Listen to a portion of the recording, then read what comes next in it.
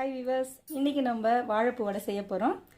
அதுக்கு நான் கடலைப்பருப்பு ஒரு 100 கிராம் எடுத்து ஊற வச்சுருக்கேன். ஒரு அரை மணி நேரம் ஊற வச்சு அரைச்சி மசிய வச்சுருக்கேன். இந்த அளவுக்கு நீங்கள் மசிச்சு வச்சா போதும். ஒரு கப் வெங்காயம் ஆட் பண்ணிக்கிறேன். ஒரு வெங்காயம் தோல் சீவி பொடியாக நறுக்கி வச்சுருக்கேன்.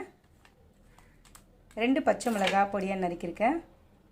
அதையும் இன்னும் சேர்த்து ஆட் பண்ணிக்கிறேன். கருவேப்பிலை கொஞ்சம் ஆட் பண்ணிக்கிறேன். இப்போ நான் வாழைப்பூவை நல்லா கழுவி க்ளீன் பண்ணி பொடிசாக நறுக்கி வச்சுருக்கேன். அதையும் இதனோட சேர்த்து ஆட் பண்ணிக்கிறேன். எல்லாம் சேர்த்து கொஞ்சமாக சால்ட் ஆட் பண்ணி தேவையான அளவு சால்ட் ஆட் பண்ணிக்கிறேன். இது எல்லாமே சேர்த்து நல்லா மிக்ஸ் பண்ணிக்கலாம். முதல்ல ஸ்டவ் பற்ற வச்சுருக்கேன். அதில் ஒரு கடாயை வச்சுக்கோங்க. தேவையான அளவு எண்ணெய் சேர்த்துக்கிறேன்.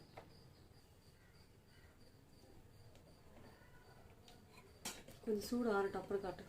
எண்ணெய் நல்லா சூடாகட்டும். எண்ணெய் சூடாகிடுச்சு. இப்போ நான் இதில் கொஞ்சம் ஒரு வடையாக போட்டு எடுக்க போகிறேன்.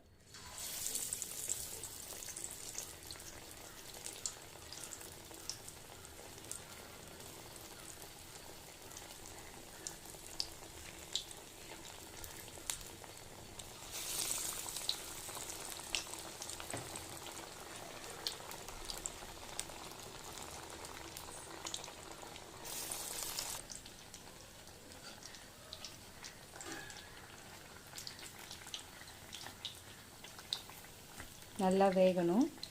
கோல்டன் ப்ரௌன் கலரில் வரணும்.